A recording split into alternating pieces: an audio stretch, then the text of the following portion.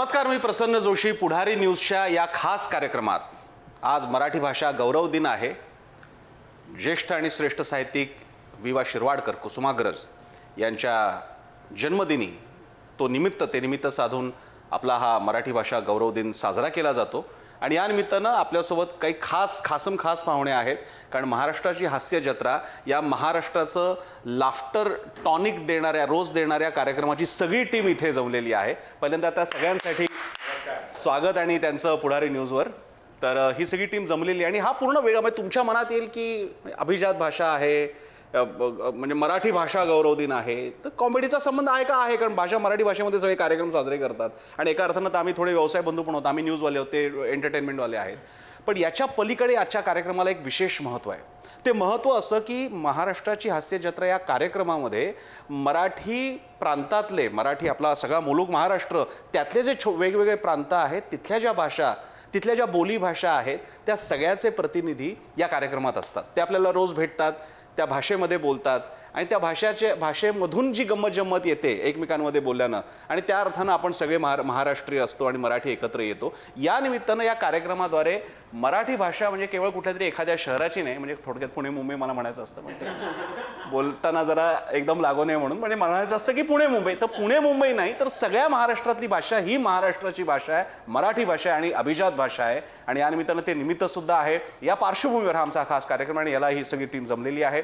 आपल्यासोबत सचिन मोटे आणि सचिन गोस्वामी सुद्धा आहेत. मी त्या दोघांचं खास करून स्वागत करेन, जे ब्रेन आहेत आणि ज्यांच्या द्वारे लेखणीतून प्रसवलं जातं रोज. थोडक्यात ते छान लिहितात आणि सादर करतात आणि त्यामुळे आपल्याला हा कार्यक्रम रोजच्या रोज आपल्याला बघायला मिळतो आणि आपल्या चेहऱ्यावर एक हास्य फुलतं. पुन्हा एकदा तुमच्या सगळ्यांचं स्वागत. माझं एक बेसिक, मी गोस्वामीजी तुमच्यापासून सुरुवात करेन.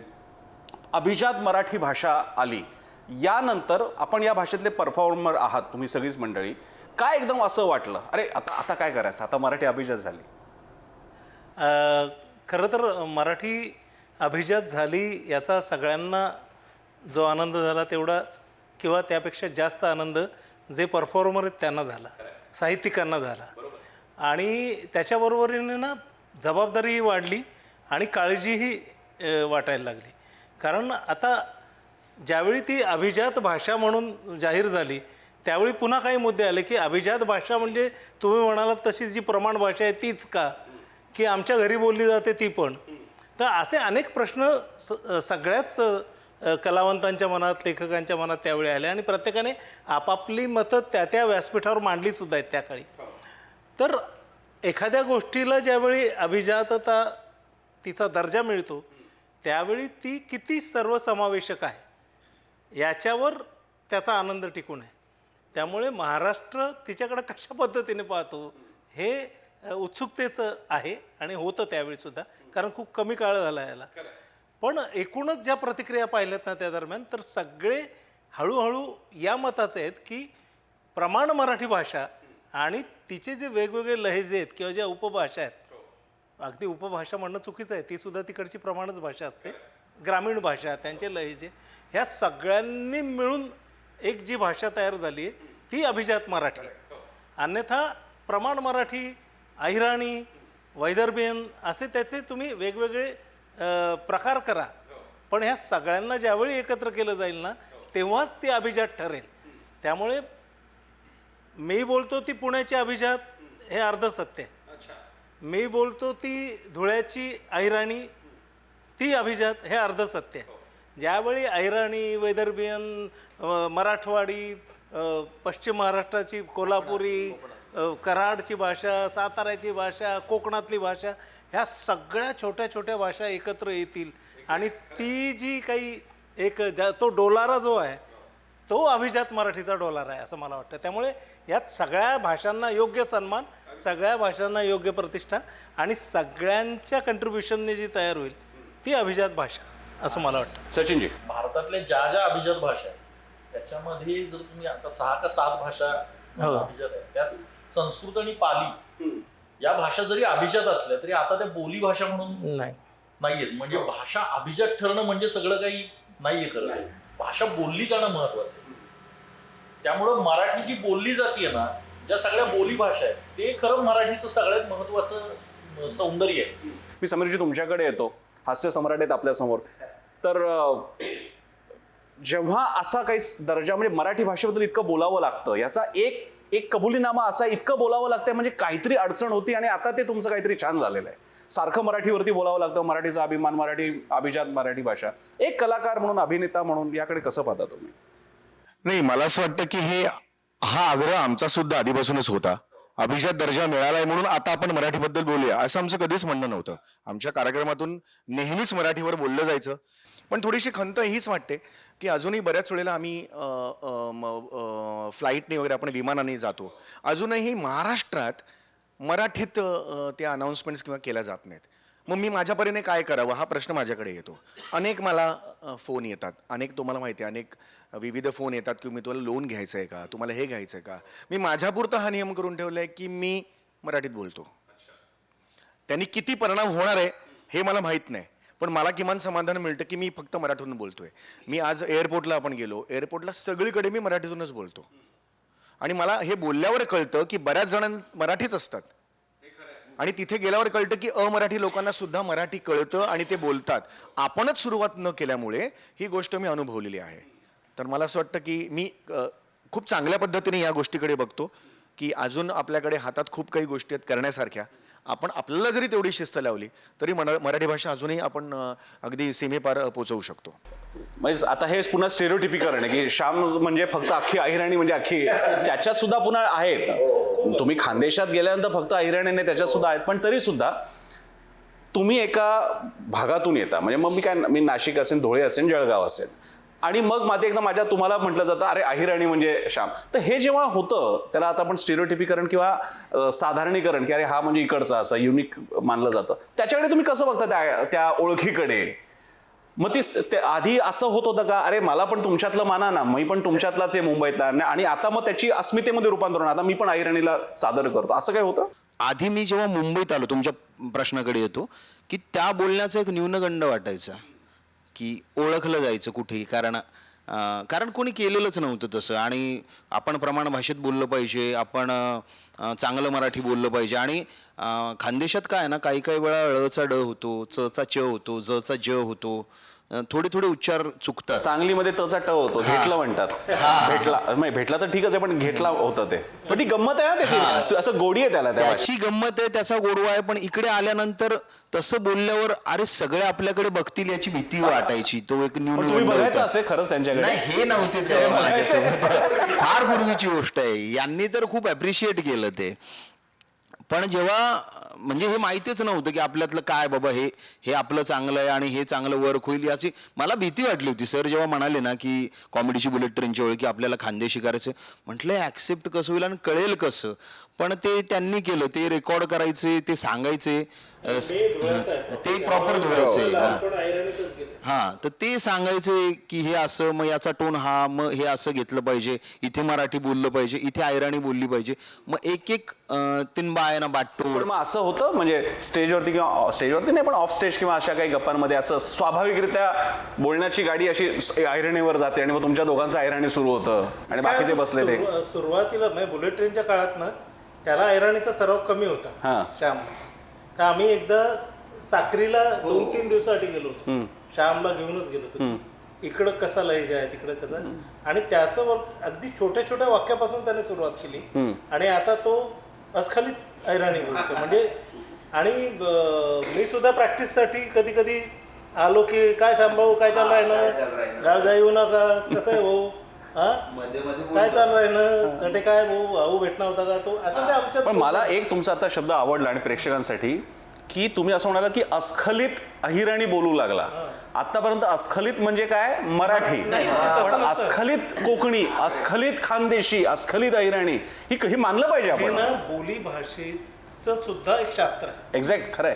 म्हणजे जर मी अहिराणी आणि म्हणालो तर मी अशुद्ध अहिराणी बोलतो. अच्छा, शुद्ध बरोबर, आलं लक्षात. ही त्या भाषेच्या व्याकरणाशी संबंधित. बरोबर आहे. प्रत्येक गोष्ट प्रमाण भाषेच्या परिमाणात आपण मोजली पाहिजे असं नाही, कारण अहिराणीचे परिमाण वेगळे आहेत. तिथं अशुद्ध अहिराणी बोलणारे खूप आहेत, म्हणजे आम्ही अशुद्ध अहिराणी बोलणारच, कारण आम्ही इतकं फ्लुएंटली बोलत नाही जितके 3 मंडळी आता बोलतात. जरूर. कोकणीची गंमत. आणि हा एक म्हणजे मला पहिल्यांदा कोकणी म्हणजे आमचं काय माहितीये का, रायगडच्या खाली एकतर रायगडला तुम्ही कोकण मानता की ते माहिती नाही, कॉन्ट्रोवर्सी होईल एपिसोडवरती प्रॉब्लेम होईल. मी मानतो, त्यामुळे आपण मानतो. पण तरी सुद्धा जे काही कोकण आहे तर आमचं काय होतं, कोकणी एकदा कोकणी म्हणते की टिकमार्क झालं. तर नेमकं काय कोकणी म्हणजे काय, त्याच्यात पण आहेत का मालवणी कोकणी दोनच आहे? हे मालवणी म्हणजे सिंधुदुर्ग जिल्हा जो आहे म्हणजे साधारणतः राजापूरच्या पुढे. अच्छा. हा म्हणजे कणकवली कुडाळ वगैरे हा मालवण पट्टा आहे. तिकडे मालवणी भाषा बोलली जाते आणि राजापूरपासून इकडे रायगडपर्यंत ही कोकणी भाषा. कोकणीमध्ये म्हणजे आता संगमेश्वरी देवरुखपर्यंत आहे, रत्नागिरी वगैरे तिकडे. आणि इकडे चिपळूण, बंडणगड, गुहागर, दापोली इकडे बानकोटी बोलली जाते. याला बानकोटी म्हणतात. बानकोटी. बानकोटी याला बानकोटी म्हणजे भाषा तीच आहे, थोडंसं इकडे तिकडे शब्द असतात, बाकी काय फार विशेष नसतं त्याचं. तर ती अशी ती भाषा आहे. आणि म्हणजे संगमेश्वरी भाषामध्ये फक्त जरा जास्त ताल ओढला जातो. आणि इकडे बानकोटी भाषेमध्ये अगदी फार काय जेवलीव काय खाल्लीव काय ह्याच्यातच असतं. गाराणं जे घालतात त्या ते इतकं ऐकायला सुंदर वाटतं. आणि ते काही कोकणातला तो एक प्रकार आहे. म्हणजे आमच्याकडे जे ग्रामदैवत असते तर तिकडे कौल लावण्याची ती पद्धत आहे. ते त्याला गाराणं म्हणतात. ते बाय माझ्याशी सत्याची पांढरे, संध्याकाळचा प्रहर आणि तू बोलणं घ्यायला राजेश बाय माझ्याशी. तर बाय माझ्याशी आज आम्ही इथे काय कार्यक्रम जो करत आहोत आहे तर त्याला म्हणजे अशा पद्धतीत ती भाषेची गंमत आहे. फार गोडवा आहे. बाय माझी आईशी देवीला आपुलकी आहे त्याच्यात. हा बाय माझी आई. आणि सत्याची पांढरे, संध्याकाळचा प्रहर, दुपारचा प्रहर असतो, सकाळचा प्रहर असतो, त्या पद्धतीने बोललं जातं त्याच्याबरोबर. ते फार गमतीशीर ती भाषा असल्यामुळे ते होऊन जातं. मी मुळात आधी खेडेगावातनंच आलो आहे, त्याच्यामुळे मी लहानपणापासून हेच बोललो आहे शाळेत कॉलेजमध्ये असताना. आणि आजूबाजूला गावाले वगैरे सतत कोण नाही कोणतरी भेटतच असतो, फोनवर सुद्धा हेच चालू असतं. आणि आम्ही आमच्याकडे जी कोणी एकत्र जेव्हा भेटतो किंवा फोनवर बोलतो तर आम्ही असंच बोलतो सर्वसाधारण. त्याच्यामुळे त्याकडे स्पेशल त्याच्याकडे रियाज घेण्याची गरज नाही, ते ऑटोमॅटिक इतकं भरलं ना रक्तामध्ये. म्हणजे बाकी कठीण जातं कधी कधी, पण हे इज होऊन जातं असं सोपं बोलतं. फीडबॅक हे कसं आहे तो लोकांचा? सुरुवातीला थोडंसं गावाला गेलं की लोक म्हणायचे अरे काय अगदीच म्हणजे आपली बानकोटी भाषा. ते म्हटलं ठीक आहे ना, कला म्हणून बघा ना, आपली भाषा म्हणून नका बघू पाहिजे तर. आणि मुळात मी हे जे करतो तर माझा हा व्यवसाय, मी म्हटलं करणार. पण आता मात्र त्याला फार मोठा दर्जा आहे. आता गावाला बापरे, म्हणजे आता ही जी बानकोटी भाषा आहे, अरे बापरे आपली भाषा केवढी, म्हणजे आपली बानकोटी भाषा आज सगळेच बोलायला लागलेत. आज काही काही गोष्टी म्हणजे ऑफिस सरकारी, आता मी कुठे गेलो सरकारी पोलीस स्टेशन वगैरे तर तेच सगळं बोलतात माझ्याबरोबर. प्रतीक, मला विचारायचं आहे की हा मराठी चित्रपटांवरचा एक आक्षेप होता की मराठी चित्रपटातलं ग्रामीण म्हणजे काय शेवटी फिरून पश्चिम मराठी. तू कसा बघतोस या भाषांकडे? मराठी सिनेमांमध्ये जेव्हा वेगवेगळ्या पद्धतीचे लहेजे वापरले जातात, की जसं तुम्ही म्हणालात की पश्चिम महाराष्ट्रातली भाषा म्हटल्यानंतर एका विशिष्ट पद्धतीतच नायक बोलतो, तर तो बोलतो ना. मला कौतुक वाटतं. मी आता महाराष्ट्राची हास्यजत्रा करत असल्यापासून माझ्या लक्षात आलंय की वेगवेगळे लहेजे अवतीभोवती आहेत, ते थोडे थोडे का होईना शिकले पाहिजेत. मला कधीतरी सावतासारखं हे रे काय करतोयस असं म्हणायला आवडतं. मला कधी कधी मोरेंसारखं मी यायला जाऊ कुठे आहे काय करतोय जेवलोच काय बोलायला आवडतं. मला कधी कधी श्यामदादाला भेटल्यावर कसाशे भो माझ्या माशे असं विचारायला मला वाटतं विचारावं असं. तर मला असं वाटतं की हळूहळू कुठल्या ना कुठल्या निमित्ताने ते कोणा ना कोणापर्यंत तरी पोहोचतंय. कुठला तरी सिनेमा तो कदाचित त्यात काम करणारा नट त्या पद्धतीची भाषा ऑथेंटिक बोलू शकत नसेल, पण त्यानं ऍटलिस्ट तो लहेजा बोलण्याचा प्रयत्न केलाय, त्यानं त्या पद्धतीचं ती भाषा तो लहेजा स्वीकारण्याचा प्रयत्न केला, याचं कौतुक व्हायला हवं असं मला वाटत राहतं. मला माझा अनुभव असा आहे की माझ्या बाबतीत असं घडलं होतं. मी जेव्हा नाटकात काम करायला लागलो तेव्हा मी बालपण साताऱ्यात गेलो होतो, त्यामुळे मी नंतर कॉलेज टाइमला मुंबईत आलो. तर मी बोलतानाच ती भाषा बोलायचो साताऱ्याचीच. तर तुम्ही जसं म्हणला की हिणवलं गेलंय का किंवा कोणी काही म्हणायचं का काही बोलायचं का, तर खिल्ली उडवण्याकरता बरेच जण असं करायचं, असं आहे वय तसं आहे वय असं बोलतोस वय असं वगैरे बरेच जण करायचे. आणि नाटकात काम करायला लागल्यावर दिग्दर्शकांनी सुद्धा तेच सांगितलं की तुला जर नाटकात काम करायचं असेल तर तुला प्रमाण मराठी भाषा बोलायला लागणार. त्यावेळेस ते कळत नव्हतं की प्रमाण मराठी म्हणजे नेमकी कुठली मराठी, ते आत्ता कळतंय. पण ते मला त्यांनी असं बिंबवलं की तुला जर काम करायचं असेल तर तुला स्वच्छ सुंदर छान मराठीच बोलावं लागणार, तरच तू करू शकशील, नाही तर तुला नाही घेणार नाटकात. तर मग मी प्रमाण भाषेत किंवा तसं बोलायला लागल्यानंतर मला त्यांनी नाटकात काम करायला घेतलं आणि मी थिएटर वगैरे करायला लागलो. पण माझ्या बाबतीत असं घडलं की पुन्हा माझी जी गावची भाषा आहे सातारी, त्याच्यामुळेच मला ओळख मिळाली किंवा महाराष्ट्रात मला आत्ता हास्यजत्रेनंतर जेव्हा ओळखायला लागले लोक, तेव्हा बोलताना असं बोलतं की अरे तो साताऱ्याचा सावत्या, असं म्हणूनच बोलतं. तर त्याचा फार आनंद वाटतो. आणि आमच्या भाषेत पण तशी गंमत आहे. आमच्या भाषेत एक थोडासा एक रुबाब आहे, एक हक्काने सांगणे. म्हणजे मला सरांना म्हणायचं असेल की सर, आता इथे म्हणताना मी असं म्हणेन की सर चहा प्या ना तुम्ही, तर आमच्याकडे बोलतात सर प्या की चहा. एक हक्कच असतो तो, सांगण्यातच एक हक्क असतो. करा की त्याला काय होते दादा चला की, एक ती गंमत आहे. त्यामुळे तो गोडवा आहे त्या भाषेतला, तर त्यामुळे ती लोकांना फार आवडते. आणि आता तेच झालंय की ही भाषा बोलायला लागल्यापासून सेम प्रभादादा म्हणाले तसं की आता एक वेगळ्या ह्यानेच बघायला लागलेत, किंवा गेल्यावर असं म्हणतात की अरे तुम्ही आपली भाषा पुढे नेताय बरं का, तुम्ही आपल्या भाषेला मोठं करताय बरं का. खरं तर खूप लोकांनी प्रयत्न केलेले असतात त्यासाठी, किंवा याच्या आधी केलेत, पण ते आत्ता असं आम्ही करायला लागल्यावर असं जाणवायला लागले की अरे तुम्ही हे करताय, तुम्ही ते करताय. तर याच्यात दुर्दैव काय मी सांगतो की आपल्या क्षेत्रात प्रमाण भाषेचं इतकं अवडंबर माजवलं गेलं आधीपासून. आणि त्यामुळे ना ज्या स्वाभाविक भाषांची जी काही या सगळ्या कलाकृतीत यायला हव्या होत्या त्या भाषा, त्या आल्या नाहीत. कारण जी लोक बाहेरून आलीत ना ती कॉम्प्लेक्स घेऊनच, न्यूनगंड घेऊनच आलीत. म्हणजे मी सुद्धा ज्यावेळी धुळ्यातनं त्या काळातल्या औरंगाबादमध्ये, म्हणजे आत्ताच्या छत्रपती संभाजी नगरमध्ये, त्या काळातल्या मराठवाडा विद्यापीठात, आताच्या डॉक्टर बाबासाहेब आंबेडकर मराठवाडा विद्यापीठात, तिथं नाट्यशास्त्राला मी आलो. तर धुळ्यातनं तिकडं आल्यावर तो भाषेतला एक न्यूनगंड होता. कारण आमच्याकडे आम्ही लहानपणी शिकलोच कसं, तर सगळ्या वर्गाला अबकडं शिकवताना शिक्षिका म्हणायच्या म्हणा रे आड कमडाचा, सगळे आड कमडाचा म्हणायचे. त्यामुळे वेगळा असतो हे कोण सांगणार. सुदैवानं माझी आई शिक्षिका होती, त्यामुळे माझ्या घरात बरं बोललं जायचं, तर ते मला डचा फरक कळत होता. पण तरी माझे सगळं मित्रमंडळी ऐराणी बोलणारी, त्यामुळे माझ्याकडनंही धुडे व्हायचं मधनंच. न याच्यातला फरक कळत नव्हता, श मधला फरक कळत नव्हता. आणि ते तिथं गेल्यावर फारसं जाणवलं नाही मराठवाड्यात, तेही आमच्याच प्रकारचे. मुंबईत आल्यावर मग ते कॉम्प्लेक्सेस खूप आले, तो न्यूनगंड. हे काय म्हणाला असं करायचं. बरं, ही माणसांना त्यावेळी प्रस्थापित असतात. म्हणजे आज आमच्याकडे एक व्यासपीठ आहे ना, तर आम्ही अत्यंत मोकळे खुलेपणाने ह्या भाषांना मांडतो ॲग्रेसिव्हली. त्यावेळी आमच्याकडे आम्ही उमेदवार होतो. त्यामुळे जे चाललंय त्याच्यातच आपण जायला पाहिजे, त्यात मर्ज झालं पाहिजे. त्यामुळे त्या लोकांचं की तुझे उच्चार सुधार, आणि मी प्रयत्नाने मराठी सुधारलं. आता मी बऱ्यापैकी मराठी बरं बोलतो. पण माझी जी मूळ भाषा होती त्यातला जो रफनेस आहे, खानदेशी, त्यातला जो एक तिरकसपणा आहे, तो मला त्या कलाकृतीत वापरताच आला नाही कधी.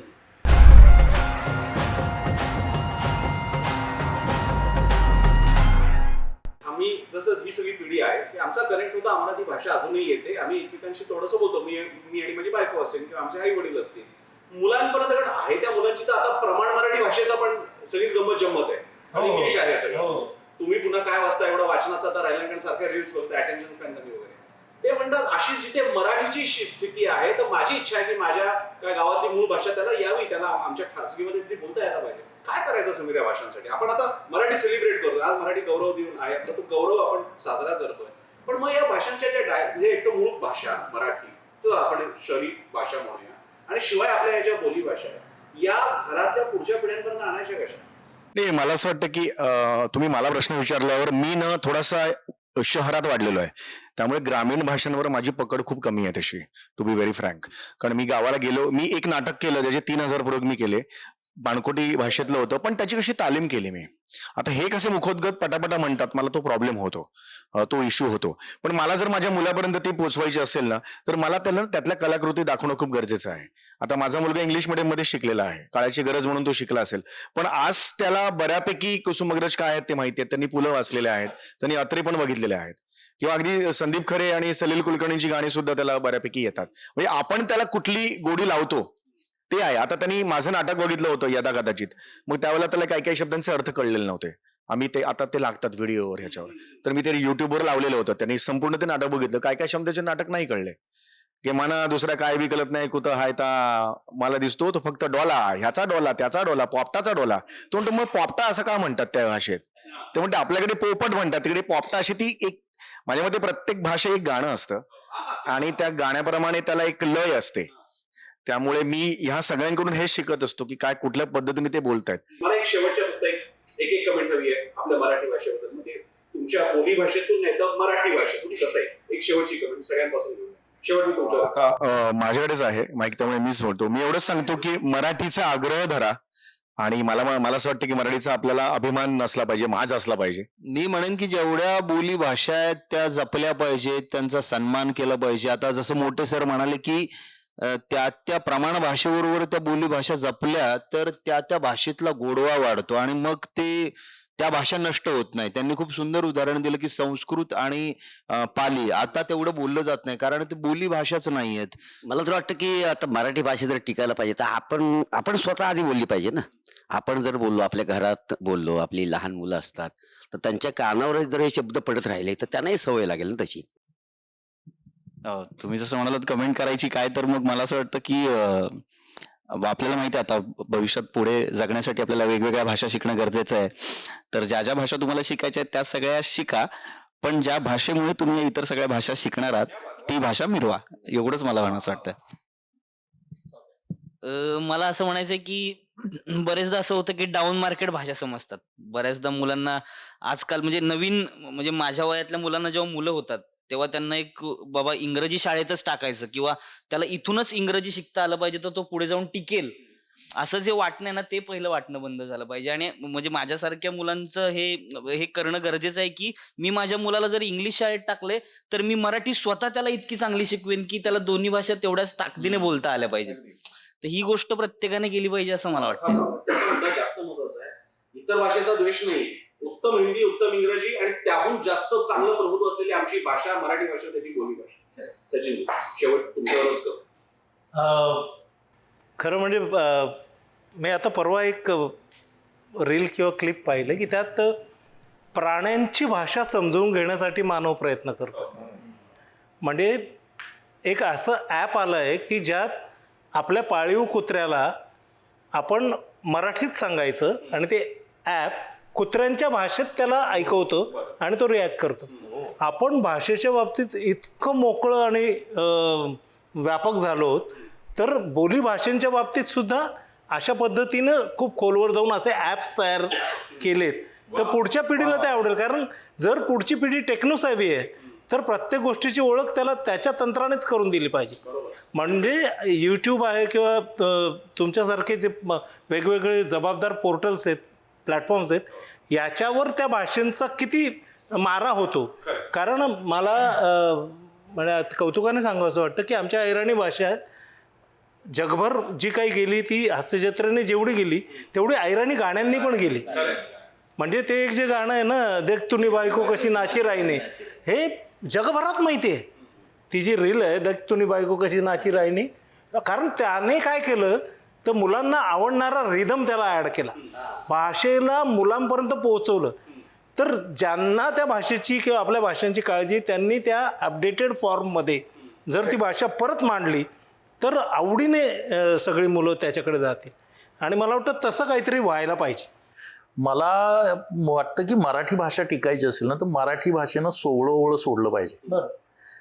हा शब्द आपला नाही, तो शब्द आपला नाही असं न म्हणताना जे शब्द समूह आत्मसात करतोय ना ते ऍक्सेप्ट केले पाहिजेत. आपण मोबाईल स्वीकारलाय तर मोबाईल आहे, जोपर्यंत आपलं व्याकरण अबाधित आहे ना तोपर्यंत भाषेला धोका नाहीये.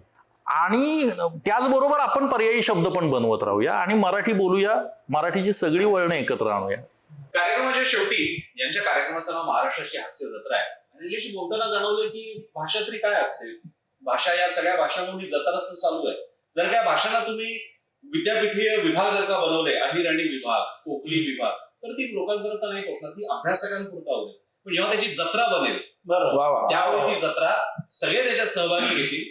कोणी त्याच्यामध्ये काहीतरी छान खायला घेईल, कोणीतरी काहीतरी कार्यक्रम बघायला जाईल आणि अशी एक छान जत्रा बनवू या सगळ्या भाषांची. आणि ती यांनी बनवलेलीच आहे. ज्या कार्यक्रमाचं नावच महाराष्ट्राची हास्य जत्रा आहे. तुम्हाला सगळ्यांना शुभेच्छा मराठी भाषा गौरव दिनाच्या, आणि आपल्या प्रेक्षकांना सुद्धा मराठी भाषा गौरव दिनाच्या शुभेच्छा. या कार्यक्रमाच्या निमित्तानं जर काही जाणीव तुमच्या मनात पेरली गेली, तुमच्या बोली भाषा घरात बोला, बाहेर बोला, एकमेकांशी बोला, एकमेकांना शिकवा आणि आपल्या मराठीला आपण वाढवूया, तिचं संवर्धन करूया. इथेच थांबूया. पाहत राहा पुढारी.